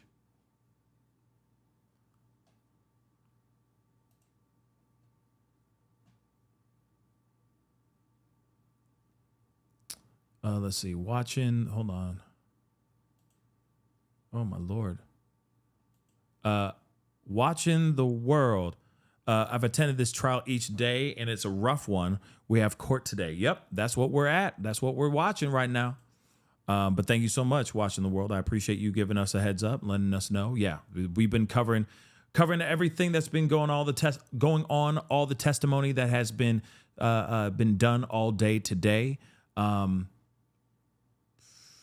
We're still, we're waiting to hear a little bit from a football coach, Karmelo's football coach. But so far, there hasn't been much. Actually, let's go over to Neek at Night. Hold on. She just did a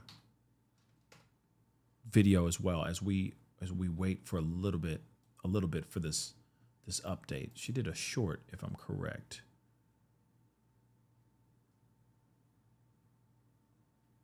Did she not do a short? I could have sworn she did a short.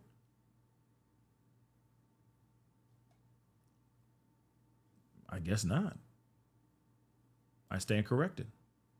No, she did. It's just not a short. It's not a short, but she did post this 3 hours ago. Let's take a look at this. Shout out to Neek at Night. She's over there, boots on the ground, doing some coverage of this situation as well.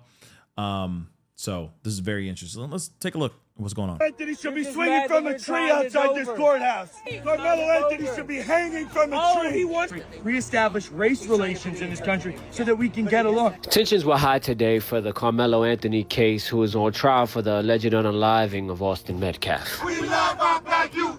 They deserve protection too. So, excuse me if I use colorful language like Karmelo Anthony needs to be swinging from a tree. Our people are being hunted by your people. It's the other way around, because for years and years and centuries, white people have killed black people. Do you deny that? Like have hung black people in trees, like you said, have enslaved black people, have mass incarcerated black people. I think it's victim culture. I think it's victim culture, and there's too much. You crack-ass motherfucker, you barely made it to the... You got one foot in the grave and one on a banana peel. I'm gonna push you if I get close enough. I give everything to Almighty God. Oh wow, that man actually moves. You remember the guy in the wheelchair with the signs? You remember that guy? Over Redenbacher. Okay. There he is. Ain't that crazy? He actually stands. I didn't know he had feet. I just thought he had that one good leg. You know what I'm saying? But moving on. He has enough energy to stand up. With all this crap, yeah, this is real. This is really happening outside. All right. This is really what's going on outside. Perfect blackness. What did I miss? Did I miss your super chat? Can you repeat it? Could you just not, just copy and paste what you said and put it in the chat? I'll keep an eye out for it. My apologies. I didn't see it. Okay. A lot going on. All right. Many supporters from each side showed up and gave their side of the story. So this says, after the morning break yesterday, the man in black waited near my car and recorded which car I got into with his phone. On the next break, him and the white woman parked next to my car, and were sitting in the car when I came out of the courtroom at lunch break. He has been there all week, mad dogging me, and yesterday was the first day I noticed him flaunting his pew-pew. That's not good. I moved my car from next to them, as these are clear attempts at intimidation. The courthouse is doing nothing about it and allowing this woman to do this. That's insane. Like I said, I mean, I'm sure a lot of this, there's a lot of volatile crap going on for sure, right? I mean, there's a lot of tension going on. I think we can all agree on that, all right? And there's going to be a lot of people that are just mean.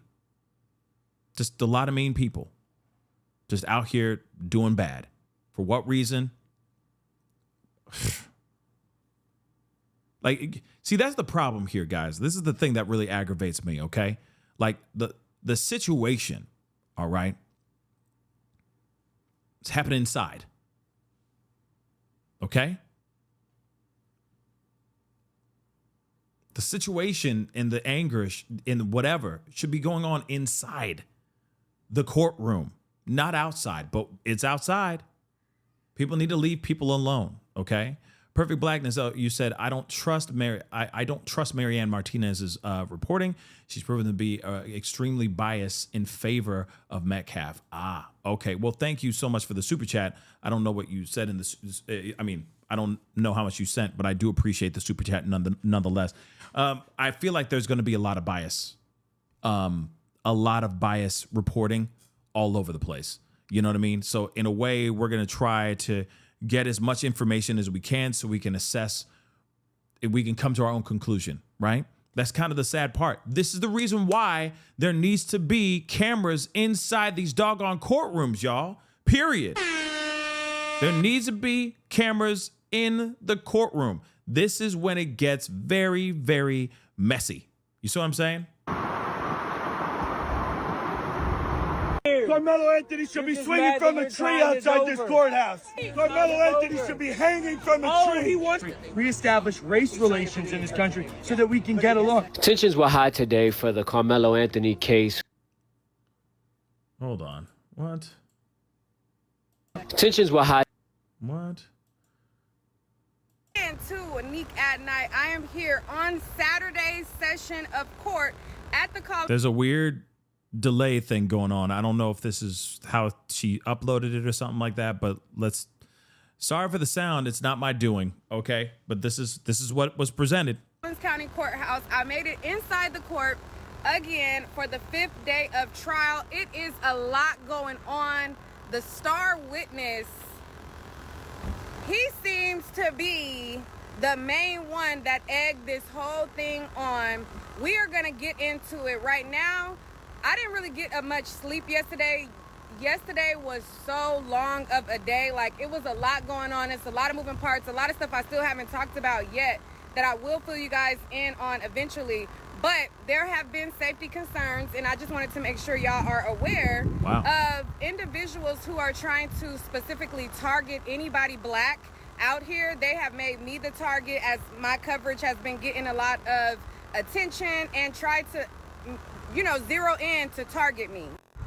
But as I always cover cases, I am a professional. We are not engaging, I warned one girl, like, girl, watch what you say, because the allegation will be made or whatever. And then the girls tried to speak, or like us have an exchange. I politely and turned.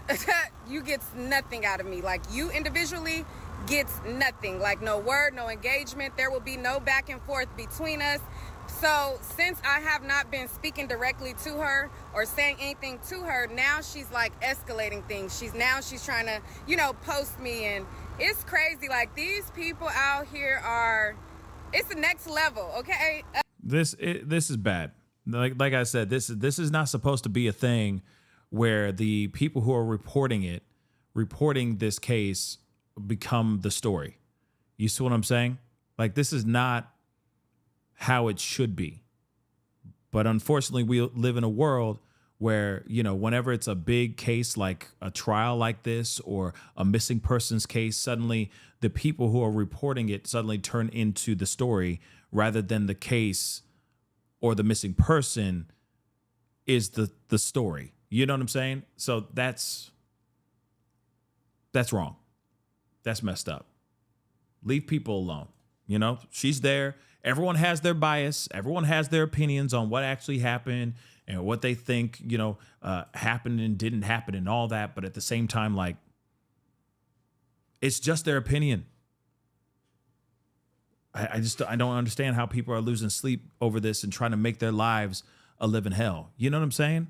That's not right. That's never right. But we do have an update here, guys. The final update for this show, just so you guys know, this is the football coach at Centennial High School. So this is Karmelo Anthony's coach, just so you guys know. So no rule against athletes entering other teams' tents. This is where things get a little hairy.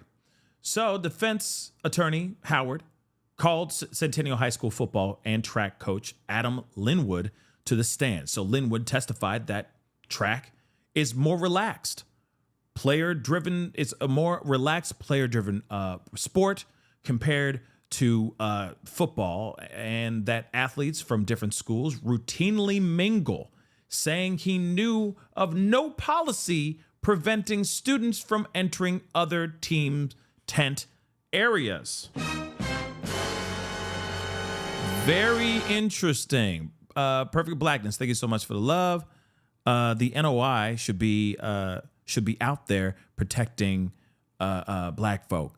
Oh, I mean, I'm sure there's going to be a whole lot of stuff going on outside. I'm sure there's going to be, an uptick Monday. Watch. There will be an uptick Monday. Maybe everybody's traveling right now down there. You see what I'm saying? There's going to be so many cameras, so many phones live streaming outside of that courthouse. Get ready, because it's turning into a circus starting Monday. I call it now. All right? But moving on, okay? He confirmed that Karmelo, Melo is his nickname, Anthony, was widely known as Melo, was a team elected football captain and served as a starting defensive back in 2024. Linwood said Karmelo's football season ended early due to a significant shoulder injury requiring surgery, and he wore his arm in a sling afterwards. He also confirmed Karmelo participated in track events, including the Lobo Invitational in March, and that on April 2nd, the team's tent was not on the morning bus, even though Karmelo needed to arrive early for his events. Okay, so during cross-examination, prosecution asked when Linwood last spoke with Karmelo. Linwood said the day of the actual event. So the prosecution emphasized that weapons are prohibited at track meets, asked whether the coach would approve of an athlete stabbing another athlete, and Linwood said, no, of course not. Why would anybody be okay with that? Okay, so the prosecution also pressed that athletes should not end up in other teams' tents, and Linwood agreed. When shown a knife replica, Linwood said there was no reason for an athlete to have a knife at a track meet. So, guys, this is where we're at so far. Obviously, they're at the last hour of their testimony of this trial for today. They are reconvening tomorrow Monday, most likely at 9 a.m. Central Standard Time. So again, like I said, this is only going to get more and more crazy. It's only going to get more and more volatile. There's going to be more and more opinions and more and more testimony coming out. I'm wondering what defense has, okay? I really am wondering what defense has to present for this trial. But they have this whole rest of this week to present what they got. Remember, allegedly, this trial is supposed to be ending on the 12th of June. So they got Monday until the 12th to present their arguments, and then it's up to the jury to walk away and say he's guilty or not guilty. So again, very interesting testimony from the teens. Okay, from all the teens, all of them were part of Austin Metcalf's team. I want to make that abundantly clear. So I'm very interested to hear what the defense has to offer as far as their side, presenting a self-defense argument. They only have one more hour for today, and then they have to reconvene everything on Monday. But again, what say you guys? What are your thoughts? Do you think that this is, do you think that Karmelo is cooked? Or do you think that there's still light at the end of the tunnel? That anything's possible? I will say, depends on what the defense presents. Anything's possible anything's possible until the defense actually presents their argument. Okay, Angela, let's see. Thank you so much for the super chat. I really do appreciate it. I hope and pray that we're able to see the 4K footage, just like the jurors will be seeing. I would hope that some of that footage would leak so we could see it for ourselves. Because right now we're taking the word of one guy who says he saw it, and he saw 4 guys jumping Karmelo. And then there's a claim out here, which could be really messy if it's not true, that they photoshopped Karmelo's face after the fact. Like I said, it'd be good to see some body cam footage. It'd be good to see the footage that they're seeing, just to see if what they're saying out here, which is if it's not true, it's insane that they would say these things if they're not true. You see what I'm saying? So again, I am very curious about that. Okay. I really would like to see the footage myself too. And maybe it will leak. And we'll see it for ourselves. Give it time. It may come out this week. You never know. You know what I'm saying? You never know. It may get leaked this week. We'll see. But I think that the saga of the circus outside of the courthouse is only going to continue. I think it's going to get worse.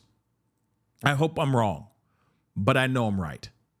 It's kind of sad, but we'll keep an eye on it. So that is the show. Appreciate all y'all for being here. Really means a lot. Thank you so much for the love. Appreciate you guys being here.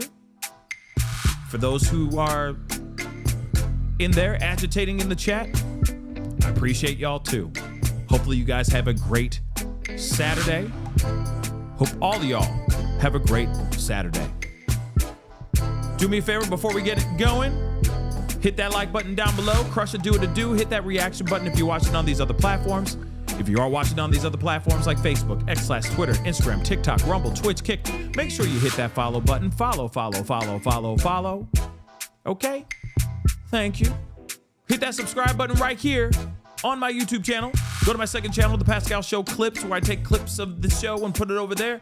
Go check it out. Subscribe over there. That'd be greatly appreciated as well. I appreciate y'all. Okay? Hit that join button down below. Become a member. Check out my Patreon. And of course, check out PascalMerch.com. I forgot to do the poll. Hold on. So out of 1,000 votes, 59% of y'all say it's murder. Very, very interesting. 59%. That says a lot. We'll see what happens. Trial continues Monday, and they're still in the middle of it. They still got 1 hour left, so we'll see what is being said very, very soon. Anyway, it's time to get going. Much love to y'all. Go get some fresh air. Go touch grass. Hug a loved one. Have a drink, have a smoke, whatever it is. Just do something positive for yourself and get your minds off of this crap for 2 seconds, all right? But anyway, it's time to get going. Be good to yourselves. Be good to one another. This is The Pascal Show. Bye.